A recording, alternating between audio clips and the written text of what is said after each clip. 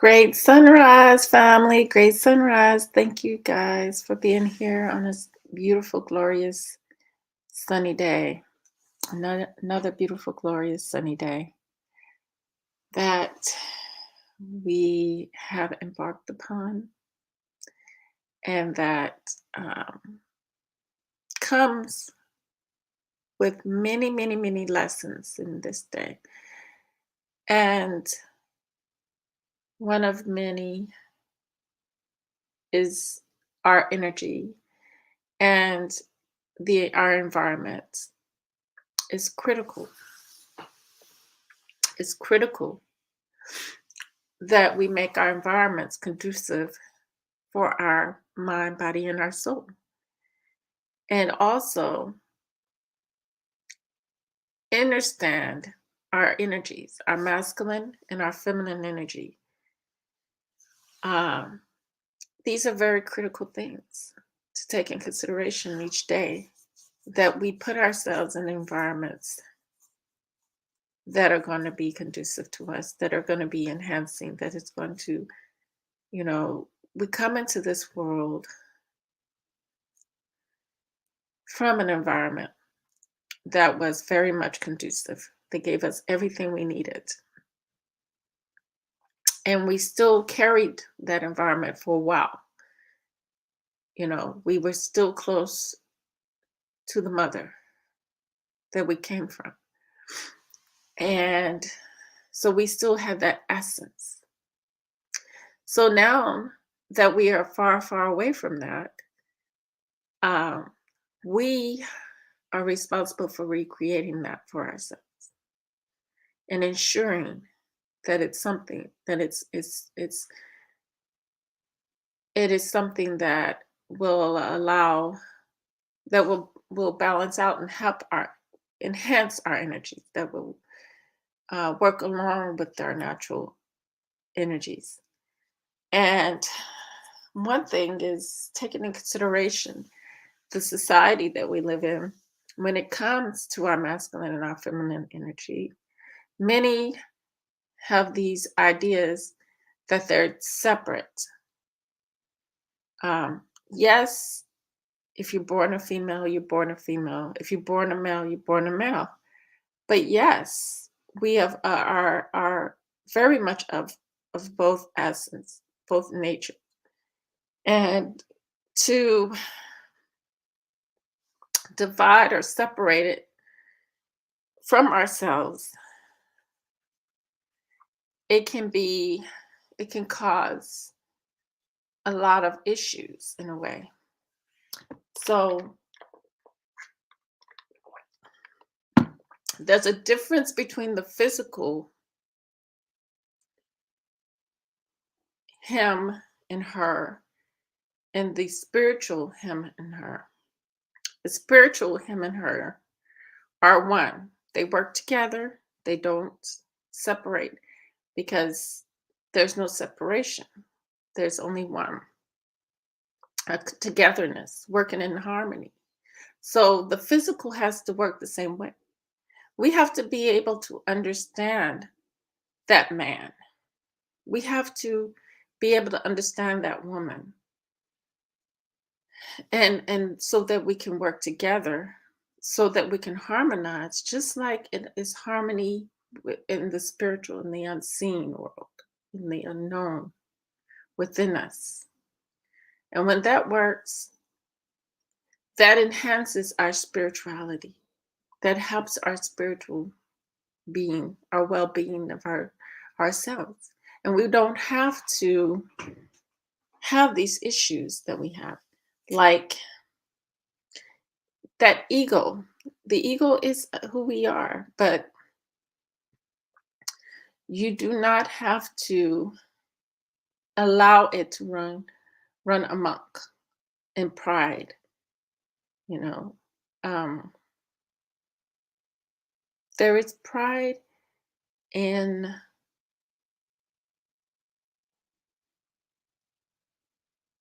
things that are enhancing, that are uplifting, but those things, that are prideful, that are hindering and dividing, is an issue. Is a serious issue.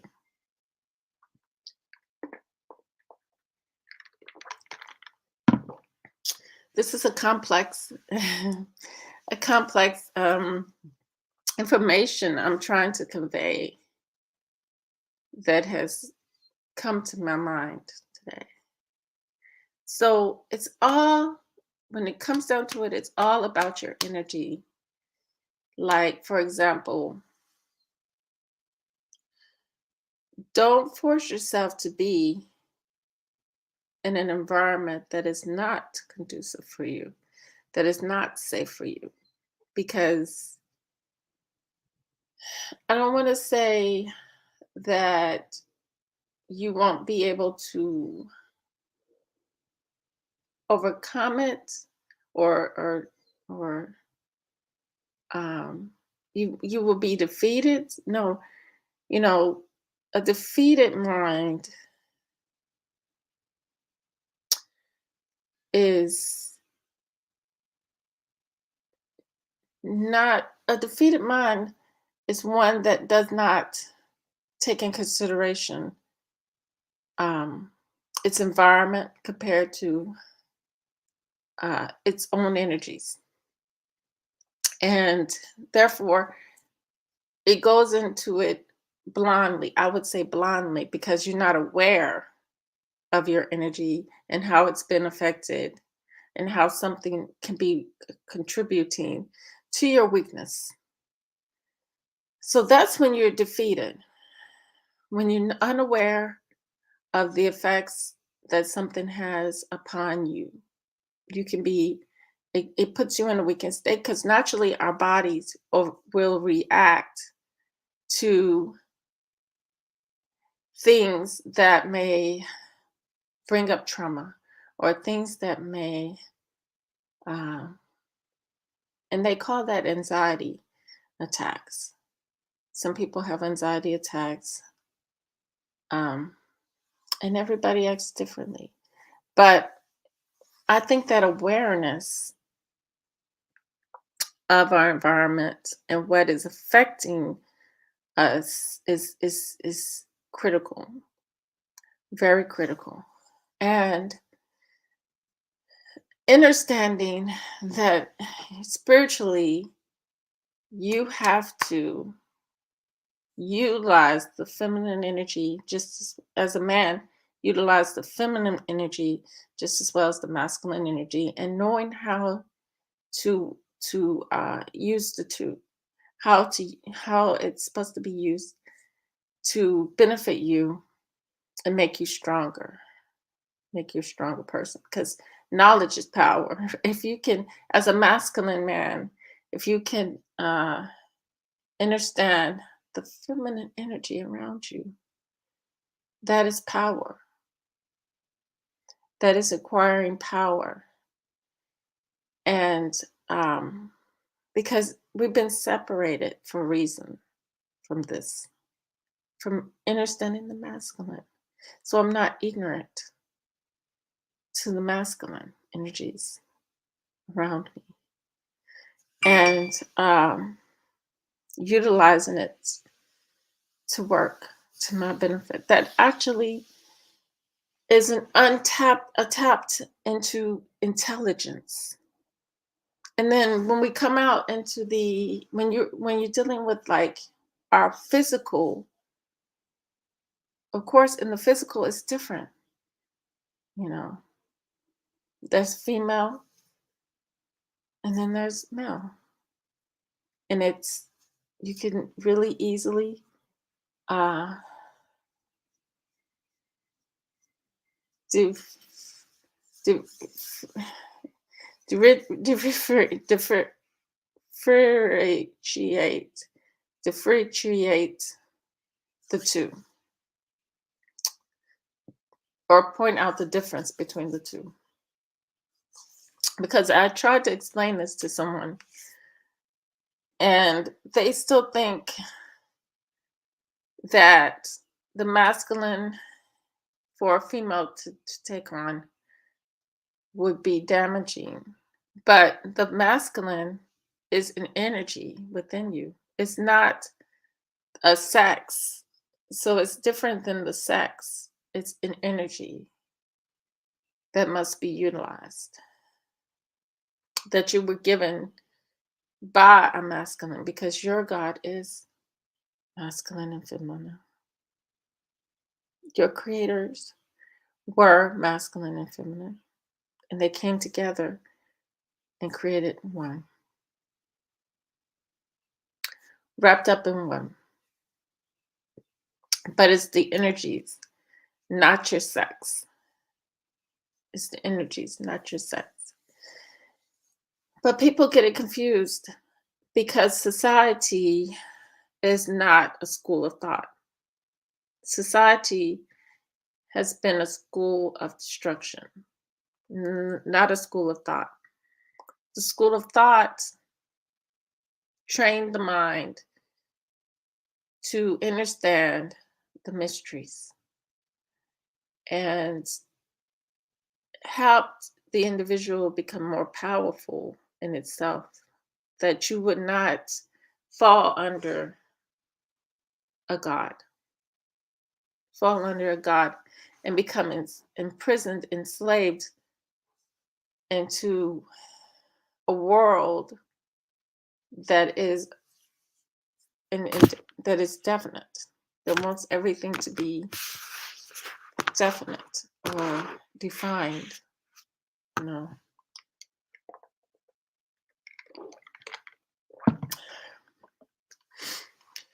You see, the in the world, in the physical world, an example of using the masculine would be for a feminine, for the feminine energy, will be the use of uh, studying the sciences, which is considered masculine. Thought is considered masculine. So that would be a masculine aspect of the feminine. The creative, for me, I'm more creative by nature, but I've had to force myself. It's been like challenging to really be on that part, on that studying part. It was always challenging for me in college and school.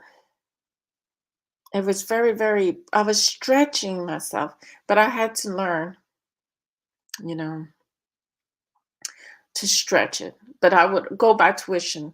I wouldn't even read my school books, but I would still somehow glance and look over things. And, but I studied hard. I studied hard in school.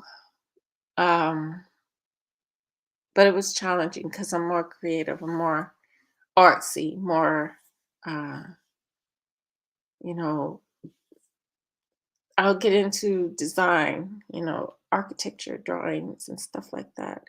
Get down into the heart of it. And I'm planning on getting back into that. But let's finish this book up. So it's going to be some changes coming down the road here where I can get into more of my creative side and focus on that a lot more.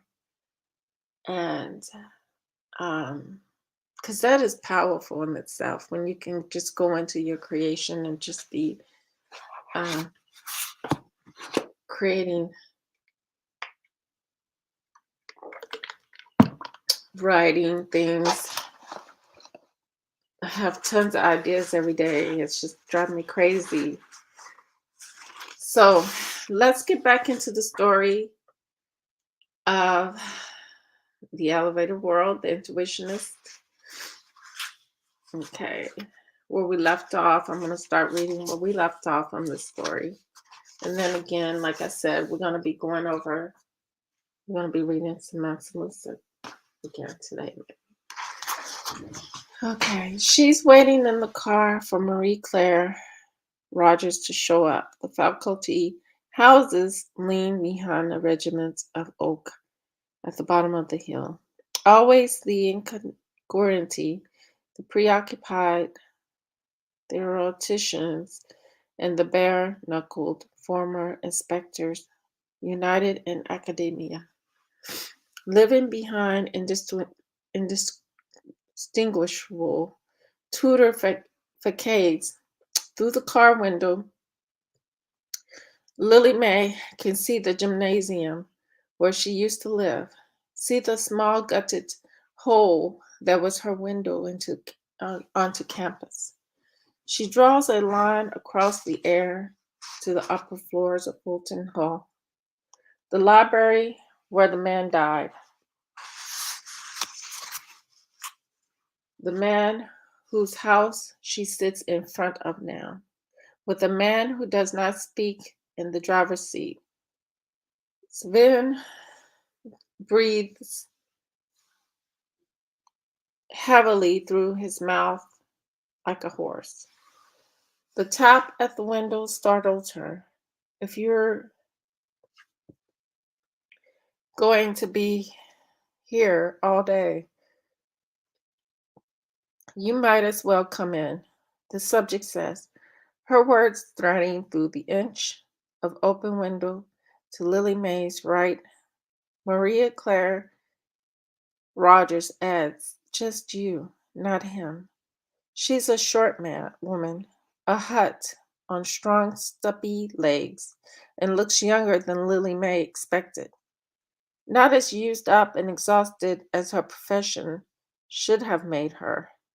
On this overcast day, she is a solid, living presence.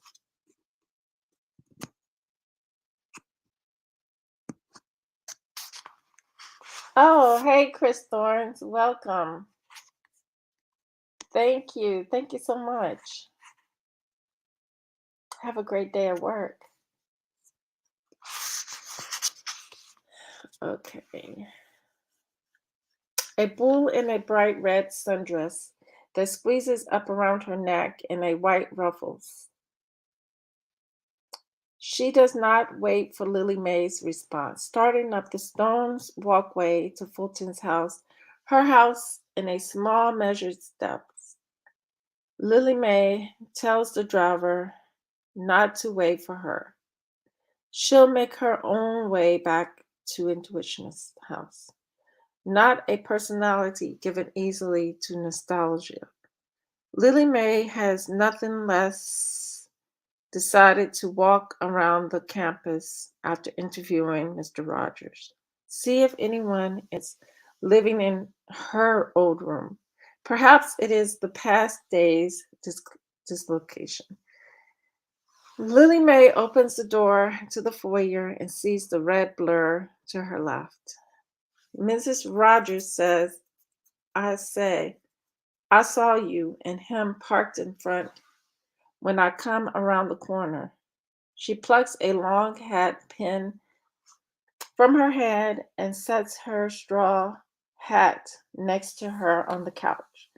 I waited 20 minutes and you weren't moving. I'm not going to be kept out of my own house. I'm sorry to trouble you, Lily May replies. I just wanted to ask you a question or two. If you have the time, Mrs. Rogers shakes her head wearily.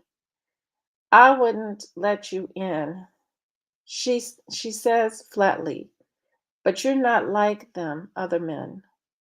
Been coming around here, in their city suits, all full of themselves. Like they have to be nice to you because you have something they want. Even though they think they're better than you. She stares into her visitor's eyes. But I give them so much trouble. I guess I guess they figure in their heads they send you and I'll talk to you. Something like that.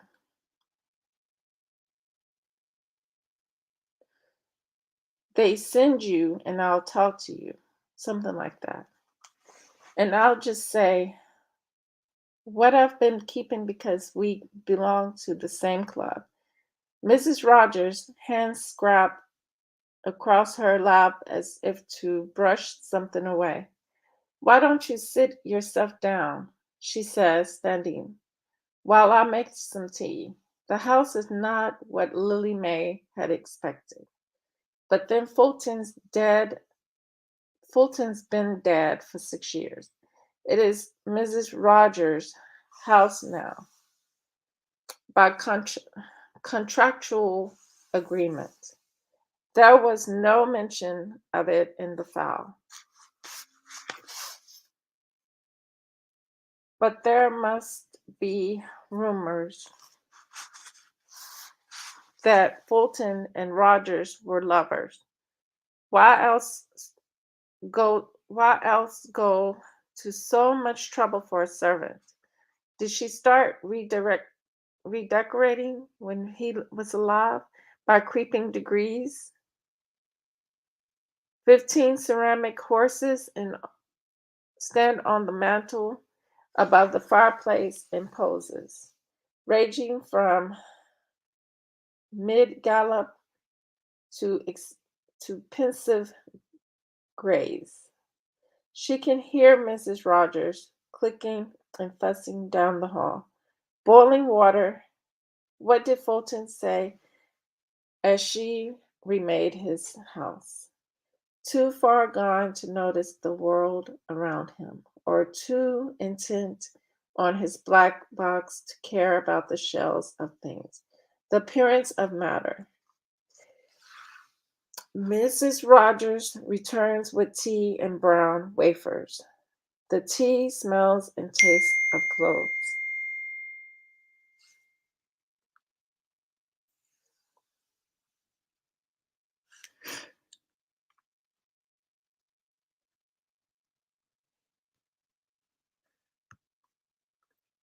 Okay.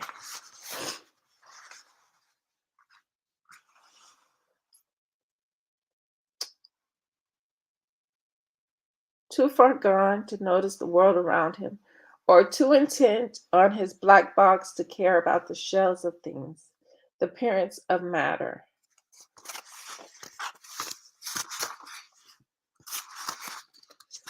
Mrs. Rogers returns with tea and brown wafers.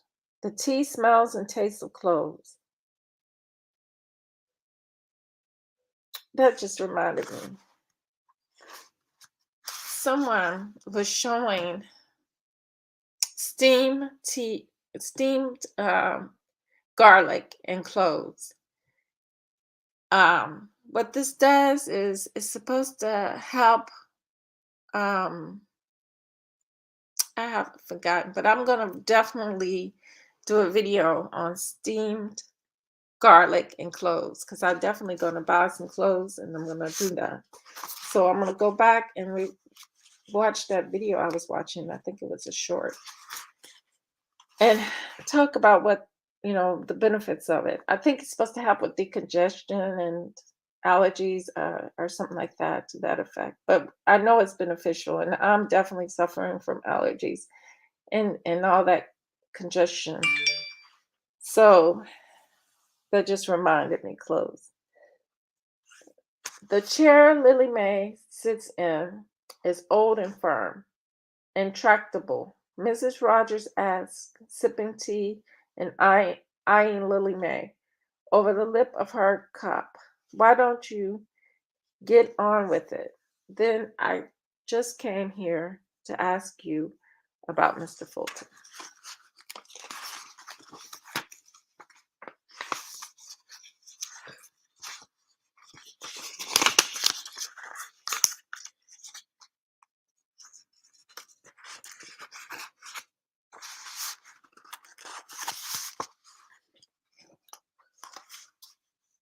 That's what the rest of the men said. What people you with? You with the Institute of the Department in the city, or some new people come to harass me? My name is Lily Mae Watson, she says. I am an intuitionist. Now I work with Department of Elevator Inspectors in the city. Mm, Mrs. Rogers says. Mm-hmm. That's how she said it. Mm-hmm. Sorry about that, family. Mrs. Rogers says, without emotions. Ask what you're going to ask. She nibbles a biscuit with tiny teeth. It was just you living here with Fulton. Rogers may not make it easy, but she will find out what she wants to know. Lily Mae decides she will. Somebody had to. Mrs. Rogers answered wearily. He couldn't get along with having someone around to keep him out of craziness, keep him from himself. First, they brought in all these nice old ladies from Europe on some such. She waves out the window as if that place were just beyond the trees. But James just ran them right out of the house as soon as they walked in. Said they scared him. Them being from Sweden and Russia and so on. Then one day he said that he'd only have me under the roof with him, and you accepted. All my kids married and gone off. Mrs. Rogers replies, her head tilting just a bit towards a picture on the table next to her. Lily Mae hadn't noticed it. Faces and bodies she can't discern. Posed in the traditional arrangement of family photos. What am I going to do? Mrs. Rogers continued. Stay in that city with all that foolishness that goes on these days? There ain't much to do out here. But you don't have to think about some kid knocking you over the head for your money. You were friends then, you and Fulton. I worked for him and we became friends. He was good to me. Did you know they wanted me to spy on him? Once he started writing those books of his about filling the elevator and hugging the elevator and business. Theoretical elevators, Lily Mae offers. That's them. Once he started up with that, those old crackers on the hill didn't know what to do with him, acting like he got bit by a mad dog and carrying on like that. Then he starts writing those books. I think that's what got to them the most, the books. They didn't know what to make of them coming over here at all, ours. I don't know if they was trying to make him stop or just keep it to himself. One day he's off giving a speech and one of them comes in here. Some dried up old white boy comes into my kitchen and tells me they'd appreciate it if I kept them informed about James coming and goings and what he does in his room at night, like I was going to be a spy in my own house, because that's what this place became as soon as I moved in here, my house.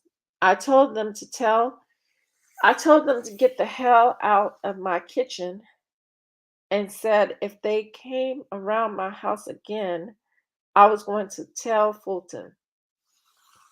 And he'd throw a fit. Mrs. Rogers places her teacup on the end table and stares at Lily Mae, switches gears. What's taking you so long? She says forcefully. Ain't you going to ask me where I'd I'm hiding the rest of Fulton's stuff? That's what everybody wants to know. Can we just talk to you for a minute? Do you have a minute? No, I don't have a minute, not for them. We're just trying to make sure, Lee May says, she's losing control of the situation, letting this bitter old bird get the best of her. How do you get mixed up with these people, anyways? Mrs. Rogers asked. You all dress like them, but you must still have some sense. I came to school here, Lily May responds. Keep the conversation on Rogers, not himself. Not herself, I mean. That's not why she's here. A few years back, is that all there is to it? Just that? Like I said, I'm an intuitionist. I'm a student of Fulton's teachings. And if there's some more out there somewhere, I'd like to find them. You went to school here? A few years back. I think I remember you, Mrs. Rogers says flatly, nodding her head. There never been too many of us around here who weren't scrubbing floors or picking up. That is, yes, I remember you. I remember you because you were the only colored gal around here who didn't work here. I used to see you walking all fast everywhere, like you had someplace to go and didn't have no time to get there. You were always walking fast by yourself. I made it though. I made it through. I guess you did. Mrs. Rogers' brown eyes were locked fast on Lily May's. Was it worth it? All the stuff they put on you? I have my badge. I earned my badge. Lily May realizes with no small measure of embarrassment that her hand is in her pocket, tracing the crest on her gold badge. She reaches for a biscuit on the tray. That's not what I'm asking, is it? Mrs. Rogers says. Satisfied with the awkward expression on Lily May's face, a crumpled ball of paper is what it looks like. Mrs. Rogers leans back on the couch and smiles. Forgive me, she says slowly. I'm just an old lady going and on a Sunday afternoon. You came here to ask me something. You want to know if I'm holding something back, something of Fulton's, the world, and all those people on the hill up there can't live without. Why did you hold on to his papers? You had an agreement, right? That was what James wanted. The smile on her face is distant and strange, as if pleased by far off music. He told me because he knew he was going to die soon. The way people just know they're going to go soon. He told me that when they came around poking after his things, I was to give them whatever he had in his study. But anything in his bedroom was off limits. That's what he told me, and I could tell he meant it. He kept some of his work in the bedroom, and he kept some of his study, and those are two different places. That's what he wanted, and that's what I was going to do by him, no matter what. Those old crackers and their layers were saying, but eventually you gave in to them. You know what I think. I think Fulton was going to burn those papers and in the fireplace, only he didn't know he was going to go on so soon. But they brought me up in front of that judge and they make me swear on the Bible. What else am I going to do? I ask you, What else am I going to do? I had to swear on the Bible. I know James would be upset with me, but what else was I going to do? I can't start over again. And James wanted me to have this place. And you gave them everything. I gave them everything, and they still didn't believe me.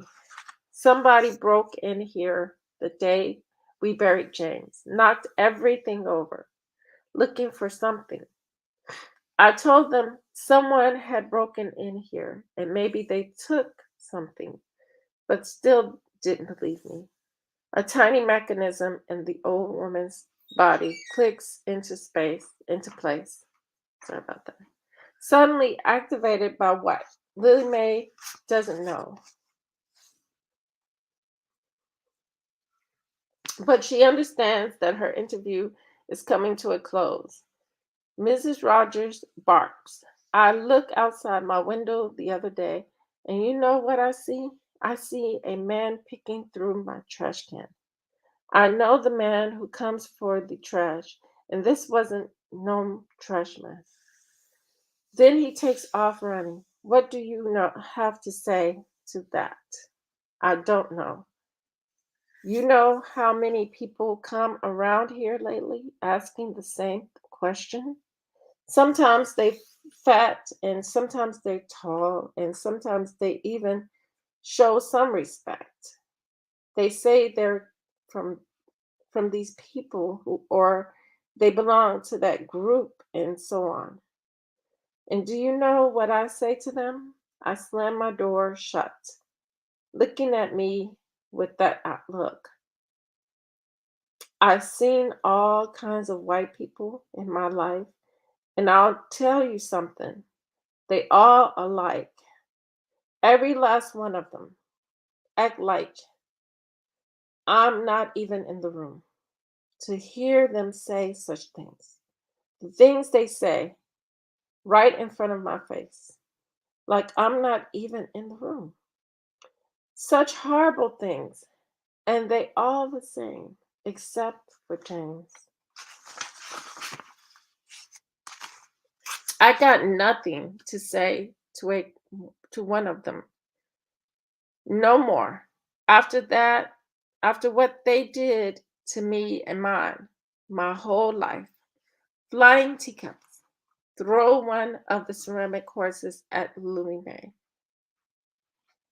And in another minute, if she doesn't get out of there, and they send you, got some little N-word gal on the payroll.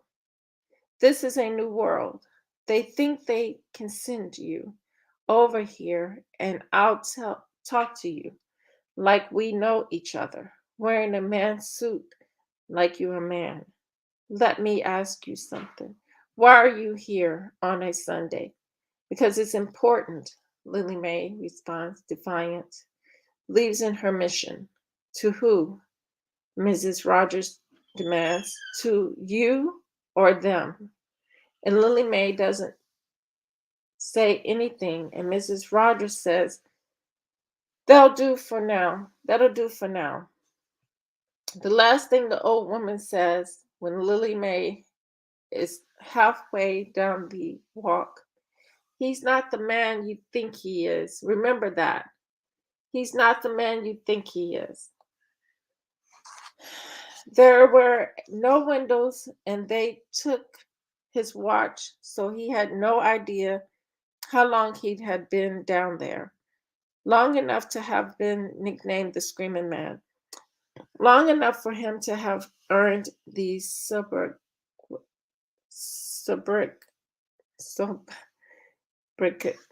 a dozen times over.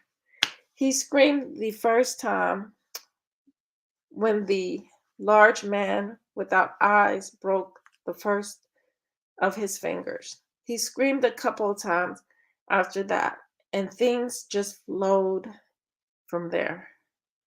The large man did have eyes, but they receded so far into the skull that the screaming man might have been peering into the abyss. When they arrived at his at this place, the two men hoisted his quivering form down damp stone steps, through hallways gouged out of reticent earth, down to his down to this room. They chained him to the coat that stank of piss and vomit and other murky fluids the human body can be counted on to expel from time to time. Pus, the mattress bore tattoos, dark amorphous stains, and corresponded to. Okay, we're going to continue on, I would say, Sunday again. So the next reading will be Sunday. So I'll get that scheduled. But now we're going to talk about some Mansa Musa, 1300s. Interesting stuff. Okay. Well, we left off, we were being told about an ancient story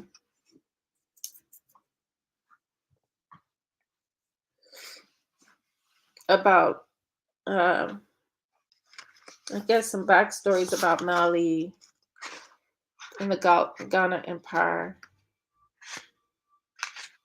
So I'm going to go over these last 3-4 pages of this first chapter, which is just to remind you, we're talking about the forefathers of Mansa Musa. We're talking about those that came before Mansa Musa to get this understanding. Okay, that's why it's a lot of the story is pretty much takes you into your imagination here. Okay, at any rate, once the battle had been won, and both Manguru's castle and his magic tower were burnt down, the victorious Sundiata made his capital at Niani, a strategic location fixed between modern-day Mali's border with Guinea. His empire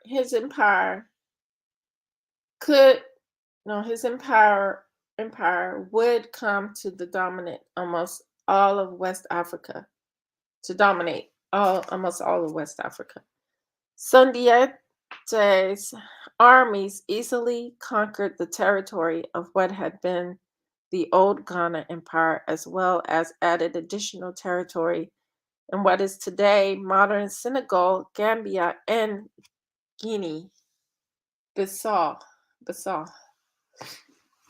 The Mali Empire would come to control all of the important trade routes, which stretched from the rainforest to the south all the way to the Sahara deserts of North Africa. This followed the leaders of Mali to control the gold trade as it was taken from the south to the north. Camels laden with gold traveled back and forth through the Mali Empire to places far and wide, would soon become a common occurrence. I gotta do my morning stretch. I don't think I got my stretching. This story put me to sleep. Okay. The interesting thing about how Mansa Sundiate handled his empire is that he chose to run large tracts of the territory he gained as a federation, rather than having top-heavy centralized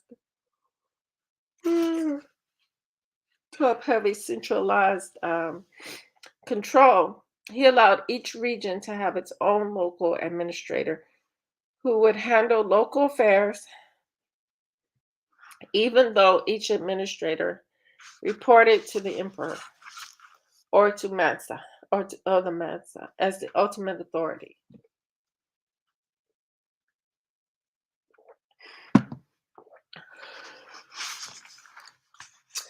Hold on, family. I think I'm going to go ahead and try to take this so I can get through this.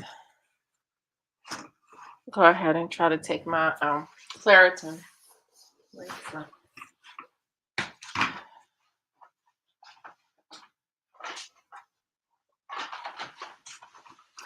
It says don't take too many in 24 hours, but you know, you can't take more than I took one last night. I can't wait till 6 to take. I can't wait till 7, around 7 something to take this. I have to take it now.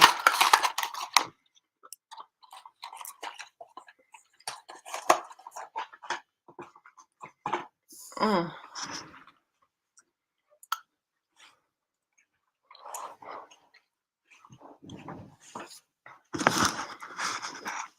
Mm.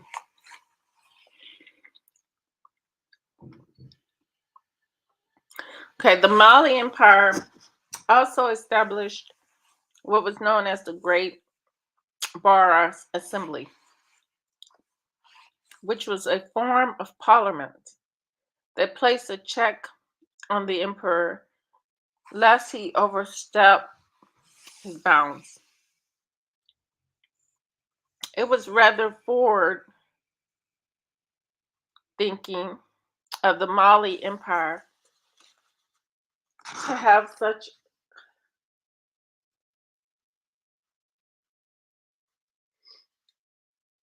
a system of checks and balances in place. Most kings and queens of the Middle Ages ruled through might and it makes right. Might makes right. They ruled through that. Okay. Whereas the Mali Mansas had to make sure that their actions lined up with the Great Bara Assembly. The Mansa was powerful for sure, but thanks to the Great Bara Assembly, they were still held accountable for their actions all the same.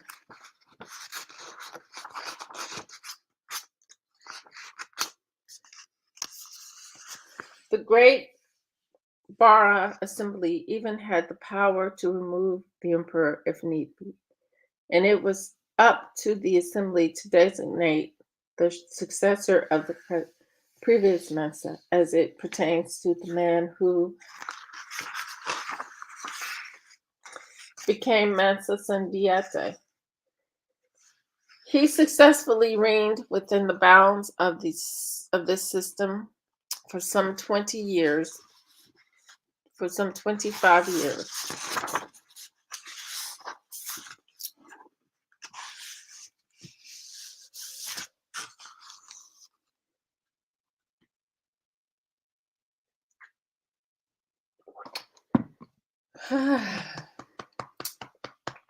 Excuse me. Although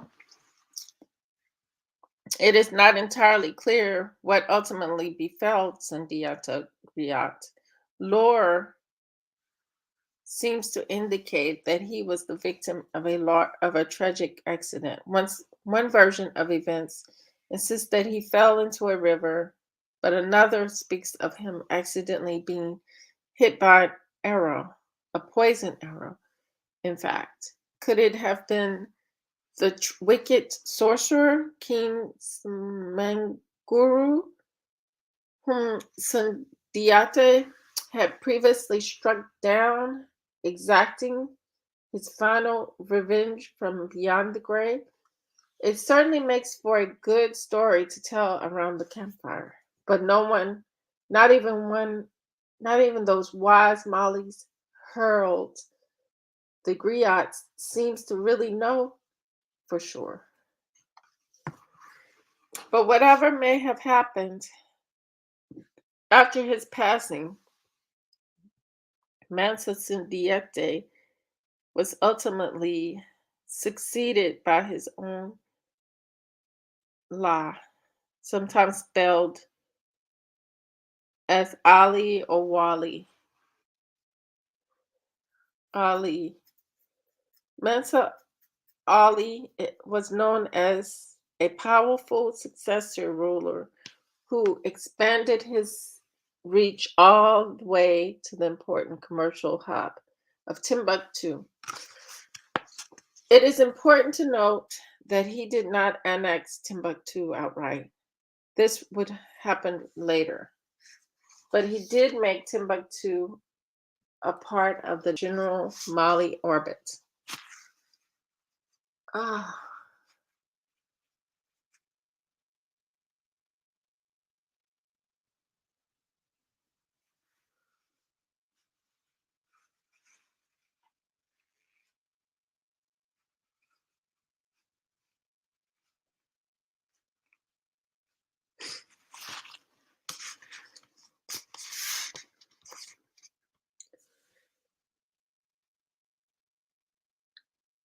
he is also notable for converting to Islam and being the first Mansa to undergo the Hajj, a religious pilgrimage to Mecca, the holy city of Islam. It is recorded that he made the pilgrimage to Saudi Arabia during the time when a certain sultan named Barbars reigned in Egypt and made his presence known when passing through Barbars land. Mansa Ali, Mansa Ali reigned reign would last until the year 1270. Let me look up something real quick because historically, let me see. Let's look up this family. Because in my mind, I'm hearing Saudi Arabia, but did Saudi Arabia exist then? We're going to look at that because you know that was all Africa. So let's just look at this, look it up because I'm that's going to be nagging on me. Okay.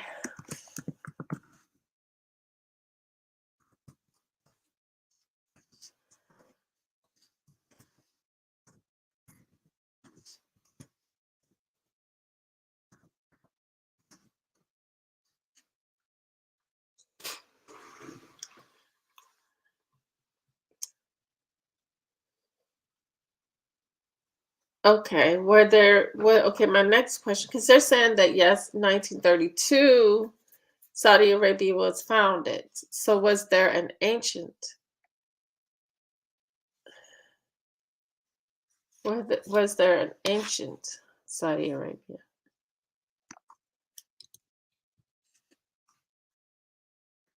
Because a lot of these places they renamed old places. Was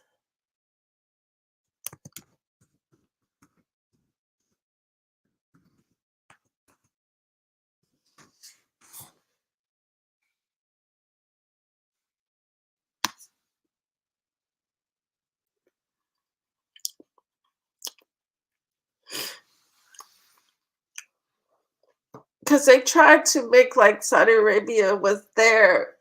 Uh, that's when I wanted to like kind of